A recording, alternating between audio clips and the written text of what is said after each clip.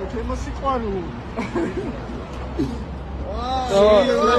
სამი დარჩა, 21 წლის გიორგი ახალაიასთვის საკუთარი დაბადების დღის აღნიშვნა საბედისწერო აღმოჩნდა.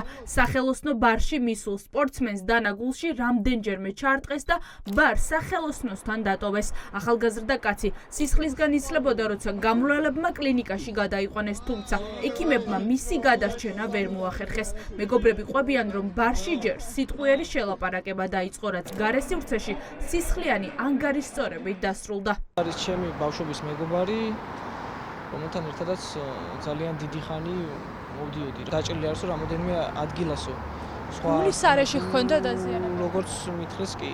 გიორგი ვისთან ერთად იმყოფებოდა ადგილზე? მე მგონი მარტო იყო. ბარში მუშაობდა დაცვად. რატის ბარში? კი ბეთო. როგორც ვიცი, ამ პირებიდან დაკავებული უშუალოდ არავინ არ არის. რას უნდა მოვალოდოთ ასეთი პოლიციისაგან?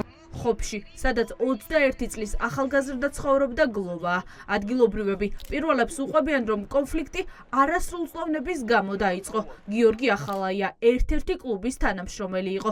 ადგილობრივები ამბობენ, რომ სპორტსმენმა კლუბში ბავშვები არ შეუშვა, რასაც ჯერ სიტყვიერი, შემდეგ კი ფიზიკური ანგარის სწორება მოჰყვა. მუშაობდა სადღაც დაცვაში, კაფეში და არ შეუშვია ის, რა ქვია, არასრულწლოვანი ბავშვები.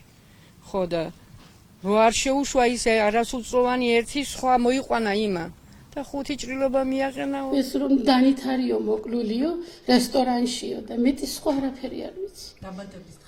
დაბადების დღე ქონდაო და ფარაშოში გავიდაო და იქ არისო, ყელი გამოჭრილიო, ასე თქვეს და შესვლის პერიოდშიო, ცოტა ის ბიჭი და ესი წაკინკლავებულანო რაღაცაო და ახლა იცი, ახლა სიტყვია, არ ვიცი. არა, მათთან ერთად არ ყოფილა ის.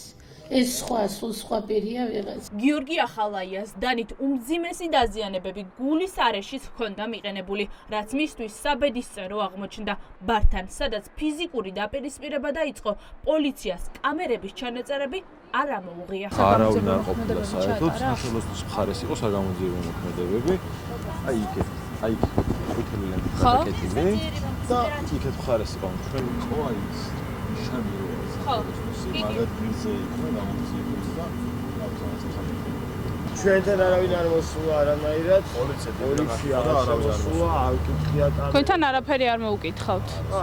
ბარ სახელოსნოს თანამშრომლები პირველებთან საუბრისას ადასტურებენ, რომ პოლიციას მათი სამეთვალყურეო კამერების ჩანაწერები არ ამოუღია.